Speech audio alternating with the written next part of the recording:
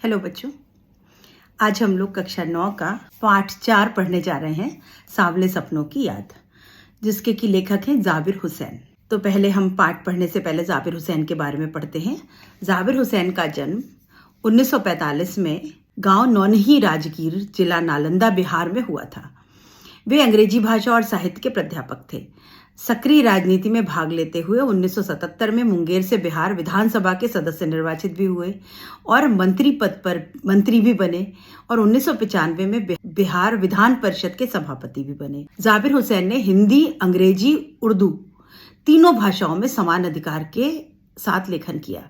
मतलब तीनों भाषाएं इनकी अपनी भाषा थी, उस पे इनको समान अधिकार था। इनकी हिंदी रचनाएं में जो आगे है, डोला बीबी का मजार, अतीत का चेहरा, लोगा, एक नदी रेत भरी प्रमुख है। ये इनकी हिंदी रचनाएं। अपने लंबे राजनीतिक सामाजिक जीवन के अनुभवों में उपस्थित आम आदमी के संघर्षों को उन्होंने अपने साहित्य में प्रकट किया है। संघर्षरत आम आदमी और विशिष्ट व्यक्तियों पर लिखी गई उनकी डायरियां चर्चित, प्रशंसित हुई हैं। उन्होंने जो आम आदमी हैं और जो विशिष्ट लोग हैं उनके ऊपर अपनी डायरी में लिखा, तो वो डायरी की जो प्रतियां हैं वो इनकी बहुत प्रशंसित हैं। जाबिर हुसैन ने डायरी विधा में एक अभिनव प्रयोग किया। इन्होंने जो डायरी की विधा है, लेखन विधा, उसमें एक नया प्रयोग किया जो उनकी प्रस्तुति शैली और शिल्प में नवीन है। नया प्रयोग किया, नए तरीके से डायरी लेखन कार्य किया। ये था जाबिर हुसैन के बारे में। अभी हम जो पाठ पढ़ने जा रहे हैं उसमें हम क्या पढ़ेंगे, ये आपका लास्ट में छोटा सा पैराग्राफ है 4 पंक्तियों का, वो देखिए। प्रस्तुत पाठ जून 1987 में प्रसिद्ध पक्षी विज्ञानी सालिम अली की मृत्यु के तुरंत बाद डायरी शैली में लिखा गया संस्मरण है। अभी जो हम पढ़ने जा रहे हैं वो डायरी शैली में लिखा हुआ संस्मरण। संस्मरण क्या होता है, ये याद करने की चीज है बच्चों। ये संस्मरण है। संस्मरण मतलब अपनी स्मृतियों से, अपनी यादों से किसी के बारे में कुछ लिखना। तो यहाँ सालिम अली एक वैज्ञानिक थे, पक्षी विज्ञानी थे। उनके बारे में इन्होंने अपनी डायरी में लेखन किया और वो बिल्कुल संस्मरण शैली में किया। वो इनका संस्मरण है। सालिम अली की मृत्यु से उत्पन्न दुख और अवसाद को लेखक ने सांवले सपनों की याद के रूप में व्यक्त किया है। अभी सालिम अली जो थे, उनकी जब मृत्यु हो गई तो उनकी मृत्यु से जो दुख पैदा हुआ और जो अवसाद यानी डिप्रेशन इनको हुआ लेखक को, उसको उन्होंने अपने इस संस्मरण में प्रस्तुत किया है। सालिम अली का संस्मरण करते हुए लेखक ने उनका व्यक्ति चित्र प्रस्तुत किया। अभी इस संस्मरण को लिखते समय उन्होंने उनका व्यक्ति चित्र, मतलब उनका व्यक्तित्व कैसा था, वो शब्दों में लिखा है। यहाँ भाषा की रवानी और अभिव्यक्ति की शैली दिल छूने वाली है। और जो यहाँ भाषा है, जो इतनी स्पॉन्टेनियस भाषा है, प्रवाहमयी भाषा है, वो और उसकी अभिव्यक्ति, मतलब कैसे उन्होंने अपने आप को वर्णित किया, वो यहाँ पर देखने लायक है। तो अब हम इस पाठ का सारांश देखते हैं बच्चों। आपको पाठ अपने आप पूरा पाठ पढ़ना है, लाइन बाय लाइन एक बार जरूर। साथ में यहाँ पर हम सारांश देखते हैं क्या था बच्चों। बर्ड वॉचर सालिम अली जो थे वो एक बहुत बड़े बर्ड वॉचर है। बर्ड वॉचर कहते हैं ये एक विज्ञान है जो लोग दूरबीन लगा करके और जंगलों में जा करके तरह तरह की बर्ड्स को वॉच करते हैं।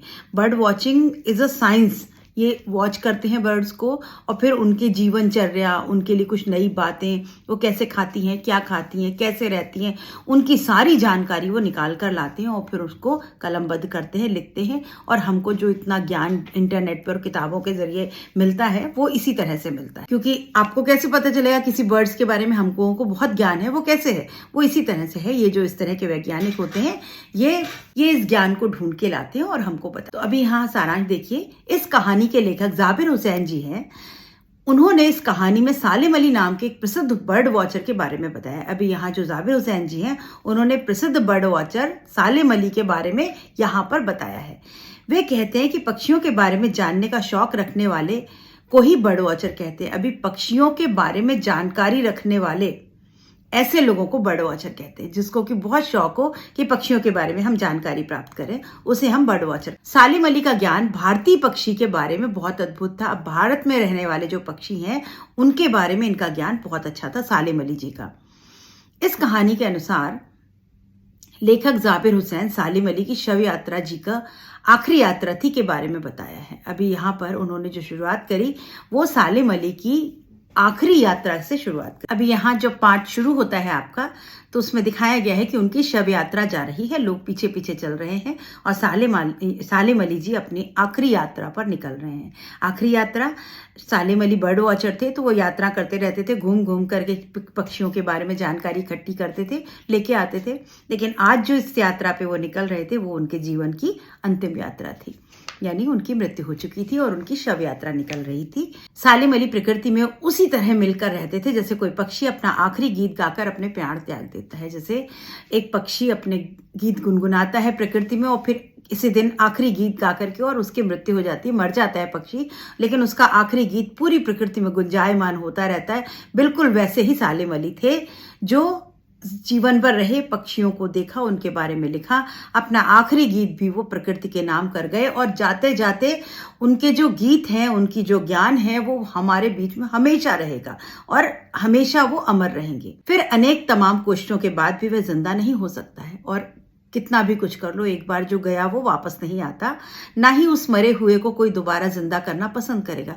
और वैसे भी जिसकी मृत्यु हो गई उसको कोई दोबारा नहीं चाहता। लेखक को ये दर्द है, ये अफसोस है कि सालिम अली जो है वो, कि सालिम अली की मृत्यु हो गई है और अब वो दोबारा वापस नहीं आएंगे और चाह करके भी हम उनको वापस जिंदा नहीं कर सकते, क्योंकि मरे हुए इंसान को दोबारा जिंदा देखना नहीं चाहता, ऐसा लेखक का मानना है। लेखक जाबिर हुसैन आगे कहते हैं कि सालिम अली का कहना यह था कि लोगों की सबसे बड़ी गलती है कि लोग पक्षी, जंगल, झरनों आदि को प्रकृति के नजरिए से न देखकर आदमी की नजर से देखते हैं। अभी वो कह रहे हैं कि जब हम प्रकृति में जाते हैं तो हम वहां पे पक्षी देखते हैं, झरने देखते हैं, पेड़ पौधे देखते हैं, वो हम किस नजर से देखते हैं? अपनी नजर से। तो हमको मनुष्य की नजर से ना देख करके प्रकृति की नजर से देखना है। हम मनुष्य की नजर से देखते हैं, हमको प्रकृति की नजर से इसको देखना चाहिए। और लेखक जाबिर हुसैन आगे बताते हैं कि वृंदावन का नाम सुनकर श्री कृष्ण जी की याद खुद ब खुद आ जाती है। ठीक वैसे ही जैसे पक्षियों का नाम सुनते ही सालिम अली का नाम हमारी जुबान पर या दिमाग में अपने आप आ जाता है। अगर आपने बच्चों पहले भी पढ़ा हो तो सालिम अली बहुत फेमस बर्ड वॉचर रहे हैं। उन्होंने बर्ड्स के ऊपर बहुत सारे लेख लिखे और उनका ज्ञान हमें दिया। तो जैसे अगर आप वृंदावन, गोकुल का नाम लें तो कृष्ण की इमेज अपने आप आ जाती है।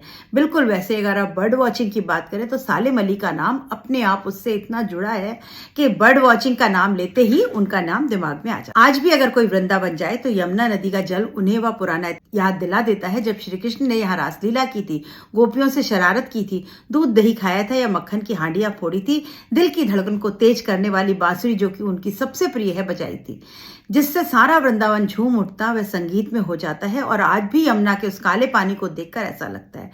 यहाँ पर लेखक कह रहे हैं कि अगर आप वृंदावन जाएं और आपने कृष्ण की कहानियां सुनी हैं तो आप जब वृंदावन में पहुंचेंगे तो आपको ऐसा प्रतीत होगा जैसे कृष्ण अभी भी यहाँ रासलीला कर रहे हैं। इधर से कृष्ण की बांसुरी की आवाज आ रही है, उधर से कृष्ण खेलते नजर आ रहे हैं, उधर वो गोपियों के वस्त्र चुरा रहे हैं, उधर वो मटकी फोड़ रहे हैं। तो ये सब जो कुछ भी हमने सुना है वो इस कदर हमारे जहन में बैठा हुआ है, हमारे अंदर बैठा हुआ है कि हमको वास्तविक रूप से लगता है कि आज भी कृष्ण वहां पर जीवित है और कृष्ण है वहां पर।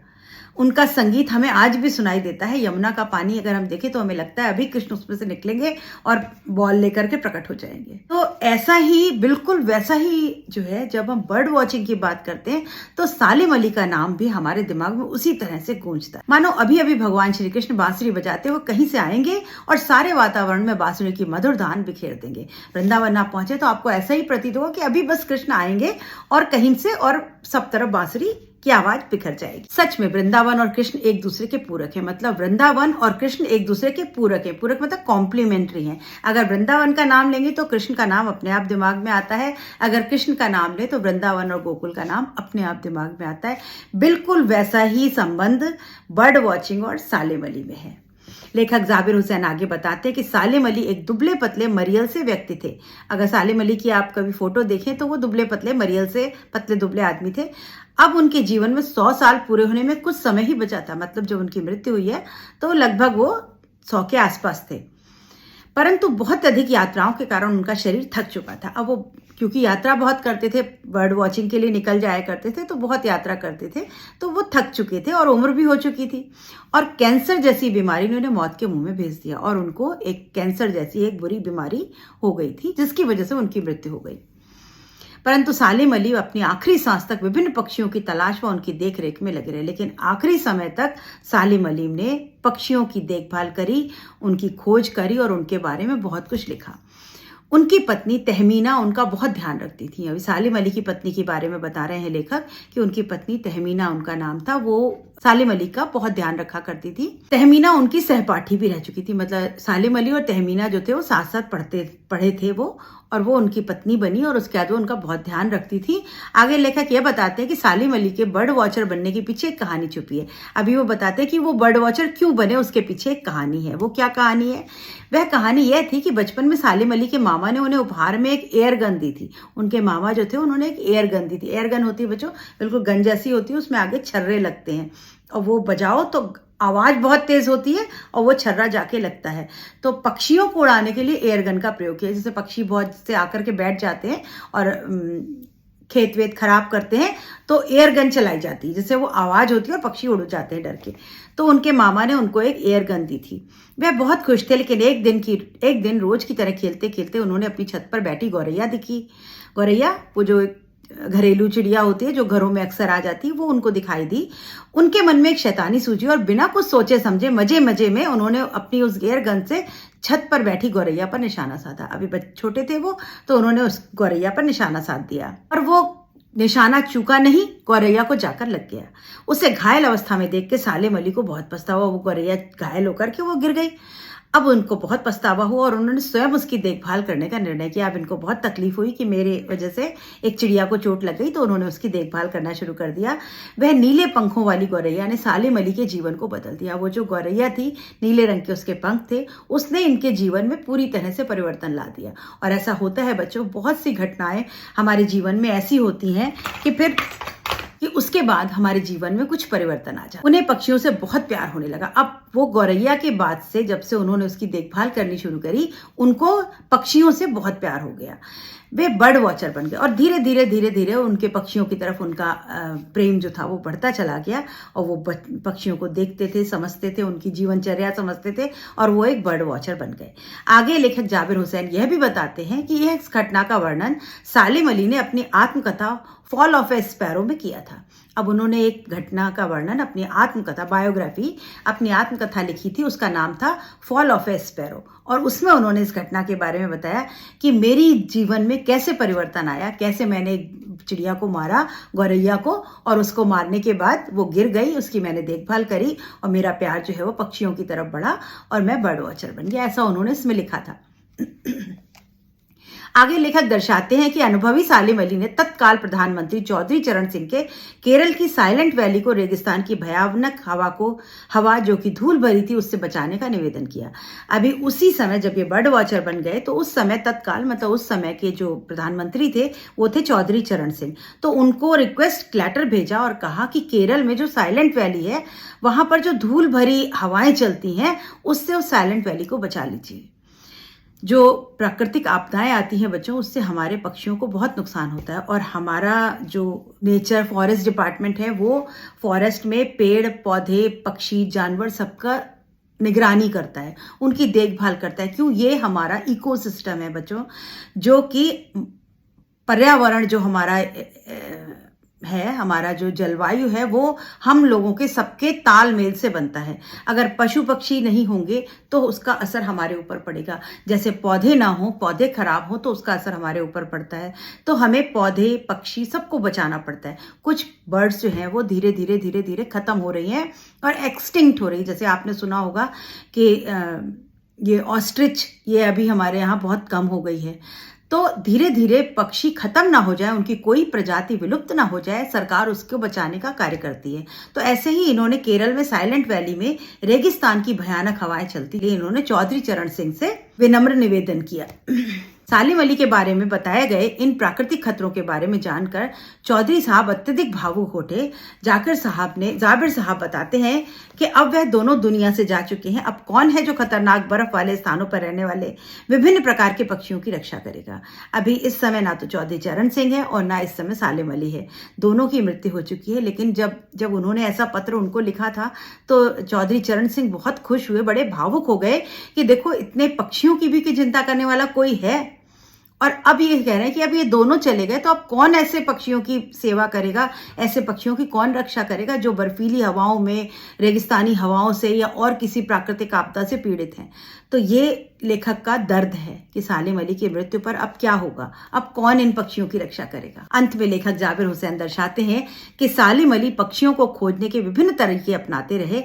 उनका प्रकृति अनुभव विशाल सागर के समान था। उन्होंने जो नेचर में अपना अनुभव, अपना एक्सपीरियंसेस किए, वो विशाल सागर के समान थे। मतलब बहुत सारे अनुभव उनको हुए और वो बहुत तरीके अपनाते थे नई नई बर्ड्स को ढूंढने के। वे प्राकृतिक सौंदर्य से युक्त जीवन का प्रतिबिंब थे। सालिम अली का जीवन, खुद का जीवन भी प्रकृति का प्रतिबिंब था, प्रकृति की शैडो थी कि कैसी प्रकृति होती है सुंदर, वैसा ही सुंदर उनका जीवन था। लेकिन अब सालिम अली नहीं रहे और उनको जानने वाले सभी पक्षी प्रेमियों और अन्य लोग यही सोच रहे थे। मतलब सालिम अली जैसे और भी पक्षी प्रेमी होंगे तो अब सब लोग सोच रहे थे कि सालिम अली अपनी अंतिम यात्रा पर नहीं बल्कि पक्षियों की खोज में जा रहे हैं। और यहाँ कवि लेखक जो है वो कितनी भावनात्मक बात कह रहा है कि वो इनकी शव यात्रा नहीं है, ये अपनी आखिरी यात्रा पर निकल रहे हैं और उस यात्रा में भी वो नए पक्षियों की खोज करने जा रहे हैं और जल्द ही लौट भी आएंगे और ये वापस आ जाएंगे। वे सभी लोग जो अब भी यही चाहते हैं कि सालिम अली अब उन सबके बीच वापस आ जाएं।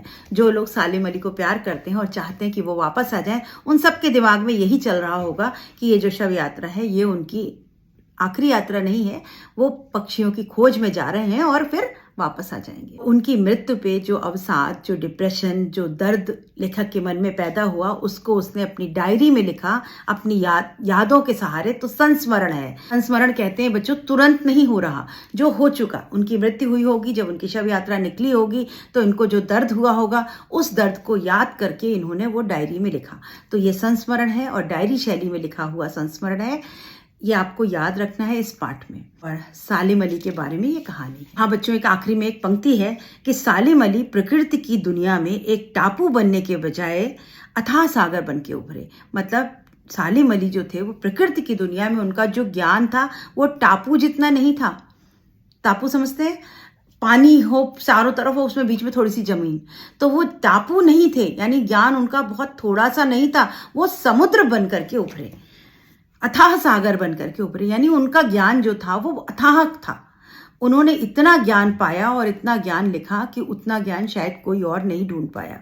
तो वो एक अथाह सागर के रूप में उभरे थे। वो कैसे थे? भ्रमणशील स्वभाव के थे, हर समय घूमते रहते थे। यायावरी थी। यायावरी कहते हैं सैलानी बन जाना, घूमते रहना। यायावर मतलब जो पथिक होते हैं, जो ट्रैवलर्स होते हैं, उनको यायावर कहते हैं। तो वो बराबर भ्रमण करते थे, बराबर यायावरी करते थे, पक्षियों को ढूंढते थे, उनका ज्ञान प्राप्त करते थे और फिर लोगों को बताते थे। अंत में लेखक जो है वो नम आंखों से लौट कह रहा है कि सालिम अली, तुम गए तो हो, तुम लौट आओगे ना। पक्षियों को ढूंढने गए हो, तुम वापस आ जाओगे ना।